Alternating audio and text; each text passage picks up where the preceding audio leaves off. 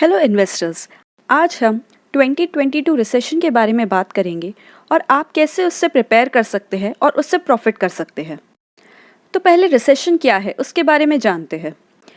तो ये GDP growth पर क्वार्टर का चार्ट है। रिसेशन का मतलब है जीडीपी ग्रोथ 2 कॉन्सेक्यूटिव क्वार्टर्स में गिरना। मतलब एक के बाद एक क्वार्टर में अगर जीडीपी ग्रोथ गिर चुकी है तो इसका मतलब है रिसेशन आ चुका है।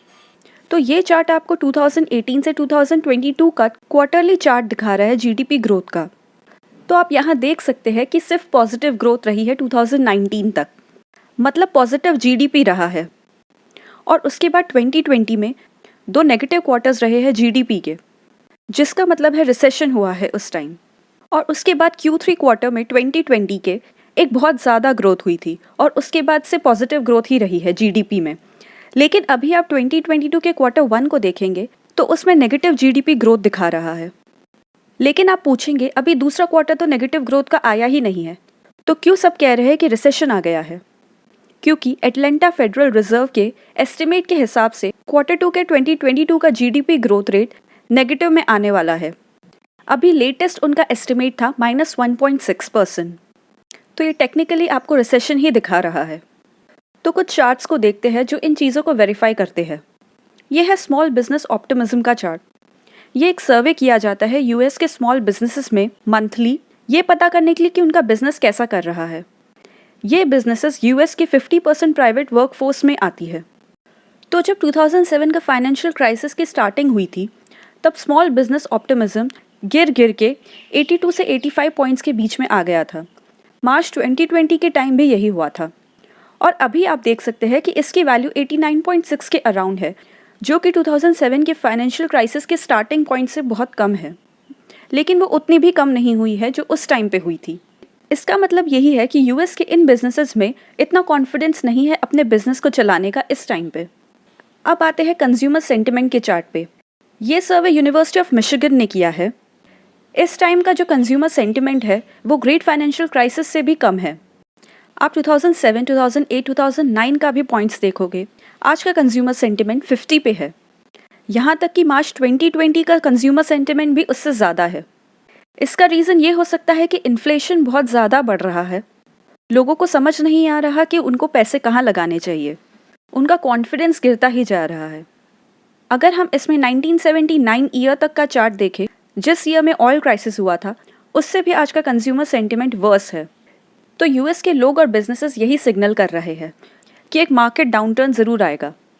अब आते हैं नेक्स्ट चार्ट पे, 2 ईयर से 10 ईयर ट्रेजरी स्प्रेड पे, जो कि आपको रिसेशन के बारे में बहुत पहले ही जानकारी दे देता है। हम एक इन्वर्टेड यील्ड कर्व देख रहे हैं।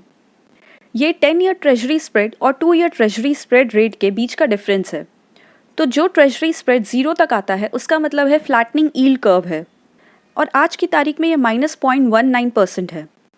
तो एक negatively 2 year 10 year treasury spread recession आने वाला है उसके बारे में ही बताता है। ये एक बहुत अच्छा इंडिकेटर है रिसेशन बताने के लिए।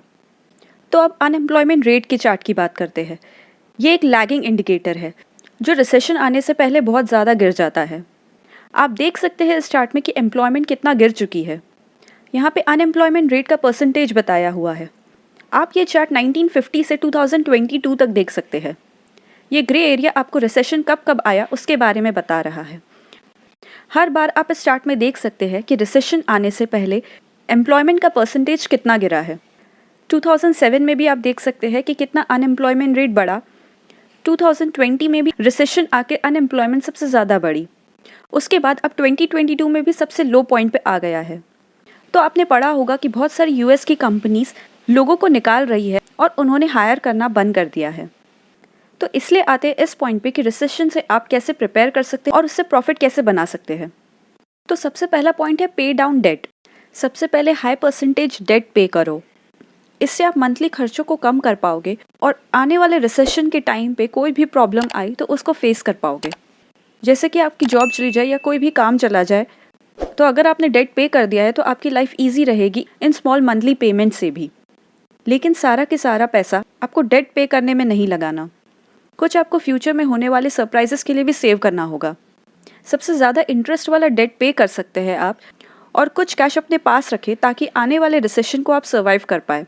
आपको आपके बजट को रीअसेस करना होगा। बुरे वक्त में आप कितना खर्चा कर रहे हैं, अगर आप ये मॉनिटर करते रहेंगे तो आपके लिए बहुत अच्छा होगा। एक एक पैसा जहां आप खर्च कर रहे हैं वो आपको पता होना चाहिए।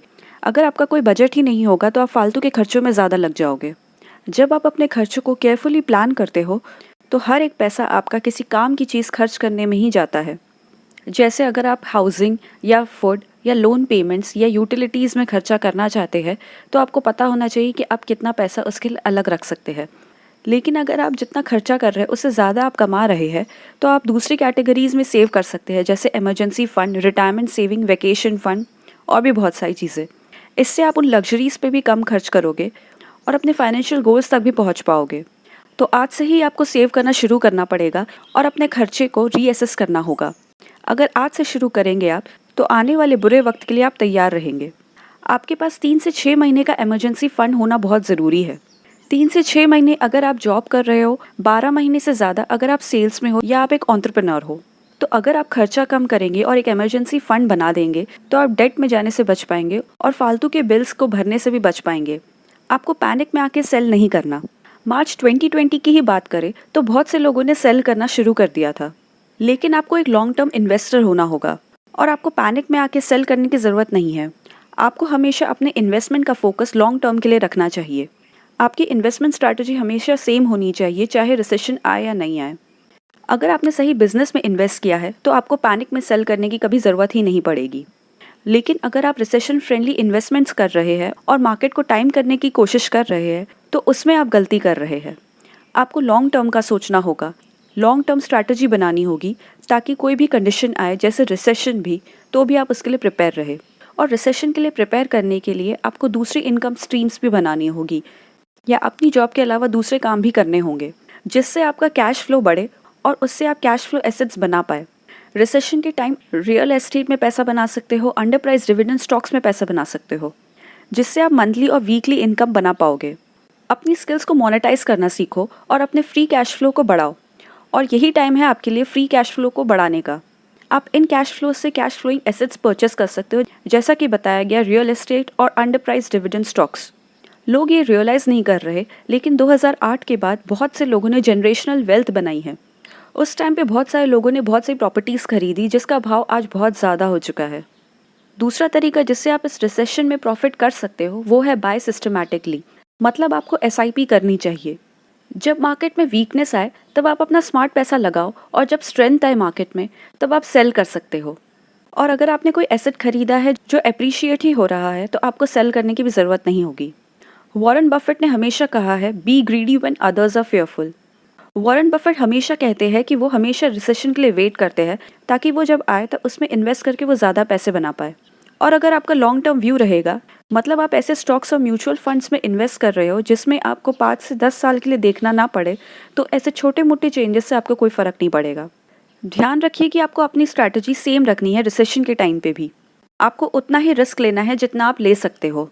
तो कुछ इन्वेस्टमेंट्स ने वैसा ही परफॉर्म किया है जैसे पहले रिसेशंस आए हैं तब किया था। लेकिन कोई भी प्रिडिक्ट नहीं कर सकता कि मार्केट में आगे क्या होगा। स्टॉक प्राइसेस भी एक महीने में बहुत गिर सकते हैं और दूसरे महीने बहुत ज़्यादा बढ़ सकते हैं और तीसरे महीने फिर गिर सकते हैं। तो कोई भी प्रिडिक्ट नहीं कर सकते कि स्टॉक मार्केट में क्या होगा और कैसे लोग शॉर्ट टर्म में रिएक्ट करेंगे। इसलिए अपनी इन्वेस्टमेंट स्ट्रैटेजी इस तरह से बनाइए कि अगर रिसेशन आए या मार्केट डाउन टर्न हो तो आप उसमें पार्टिसिपेट करने के लिए तैयार रहे। तो दोस्तों, अगर आपको ये वीडियो पसंद आए तो इस चैनल को लाइक, शेयर और सब्सक्राइब ज़रूर करें। मिलेंगे अगले वीडियो में, तब तक के लिए